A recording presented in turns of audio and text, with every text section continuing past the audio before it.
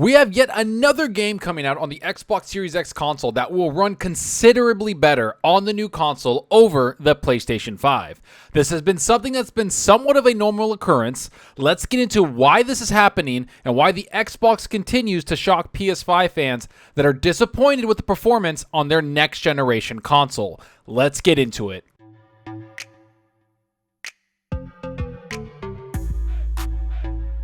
Hey everyone, thanks for stopping by and checking out the video. Remember to hit that subscribe button and that like button. The support is greatly appreciated. And if you want to be notified on future content, hit that small little bell icon. It helps out the channel a bunch. But let's get into yet another game that is performing way better on the Xbox Series X over the PS5.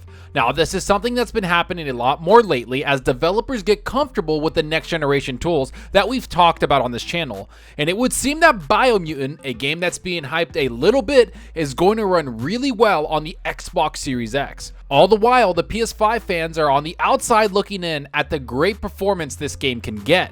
In fact, the developer of the game has bluntly said that the reason this is happening is because of the technical issues that the PS5 has attached to it. Let's see what the article starts off by saying. Biomutant only runs at 1080p on PS5 due to technical issues. THQ Nordic says 4K has been deactivated due to stability and performance related reasons. Okay, so right off the bat, having a game run at 1080p on a PS5 is kind of weird because this is supposed to be a next generation console that should be running games at native 4K and 60 FPS no problem. Something that Xbox executives have talked about and even said that that should be the expectation when it comes to the console. And they're just not talking about new games, they also mean the older games that are getting boosted in performance like we've talked about extensively, where older Xbox One and Xbox 360 games are getting a huge boost from the tools of the Xbox Series X. And yet, that's not something that's happening with the PlayStation 5 console from Sony. In fact, the game runs better on multiple Xbox consoles that don't have the same amount of power on them compared to the PS5, like the article mentions right here.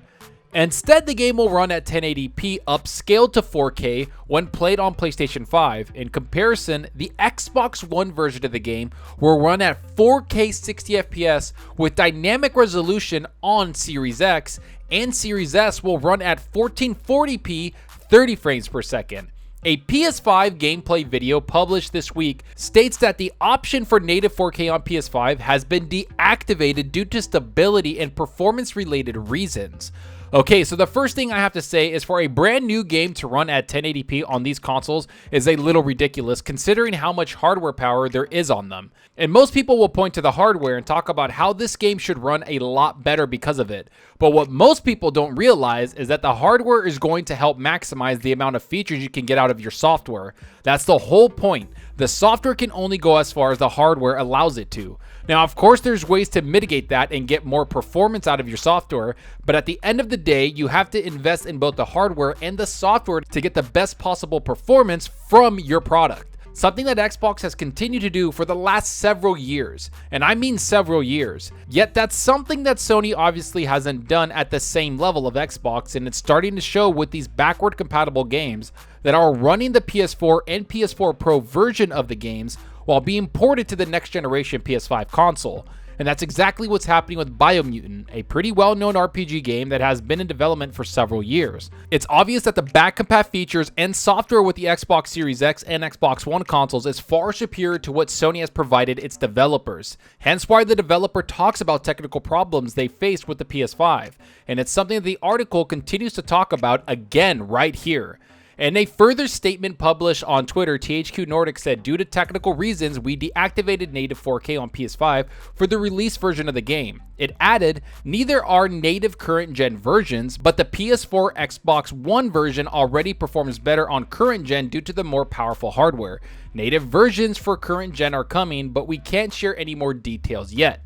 Okay, so the side thing I have to say about this is a lot of Sony fans who claim to be gaming fans attack the developers on Twitter, saying they won't buy the game if it's not performing at the best performance it can be, and that they lost some customers, when in reality, they shouldn't be pointing the finger at the developer. They should be pointing the blame at Sony for not implementing great back-compat features that make it easy for developers to port their games between generations. So instead of demanding better from the actual creators of the console and the software attached to it, They blame developers that are working on a game for multiple platforms trying to make the best game they can, which to me is just hilarious considering this has been something that Xbox has talked about extensively, because they knew they had this advantage over Sony for a very long time, and it's why Sony didn't talk about back compat much, but also only talked about first-party games getting ports and performance boosts later as the generation has continued to go on.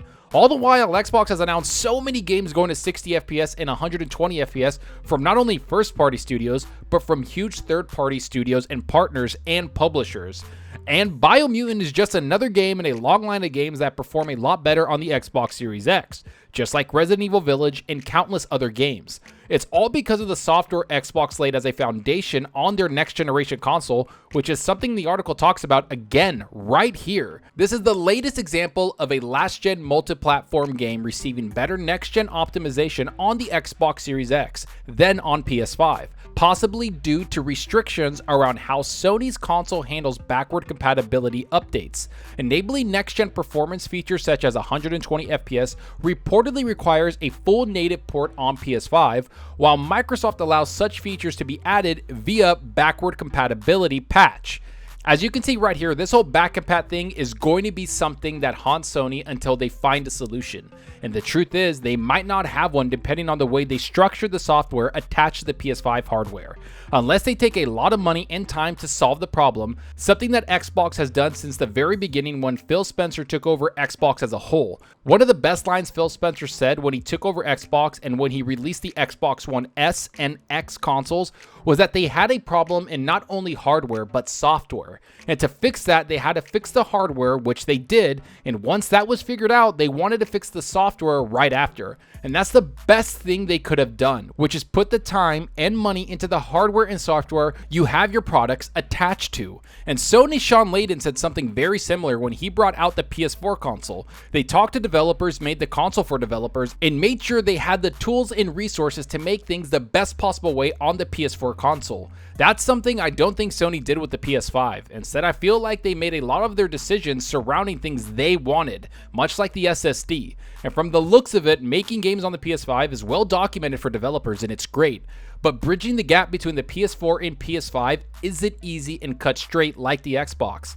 That's where Xbox comes in and makes it very simple for developers on not only one but multiple devices they have. We can see it from multiple games performing better on the Series X consoles like the article points out right here. Since both next-gen consoles launched, a number of games including Cyberpunk 2077, Star Wars Squadrons, Call of Duty Warzone, and Rocket League have received performance updates for those playing on Xbox Series X, but not PS5. Mass Effect Legendary Edition also supports 120 FPS on Xbox Series X, but not on PlayStation 5. If these massive games, along with other third-party developers making enhancements on the Xbox Series X and not the PS5 is an indication of anything, it's that making those enhancements on the Series X is less time-consuming and a lot easier for the developer. This is something that we'll continue to see as the generation goes on, and part of this isn't just the software. It's the fact that the Xbox Series X is just a more powerful console overall when compared to the PS5 console. The CPU, GPU is going to set itself apart when the developers get even more comfortable with the new next generation features. And this is something we've talked about a lot on this channel and talked about a lot everywhere else. Is the PS5 a great piece of hardware? Of course it is, but it just doesn't stand toe-to-toe with the Xbox Series X console, especially when developers get comfortable with the Series X dev kits. And it's something that Sony fans and Xbox fans will get used to seeing, at least until games start to leave the last generation behind and we get exclusive PS5 and Xbox Series X games. That's when the comparisons will get a lot more interesting.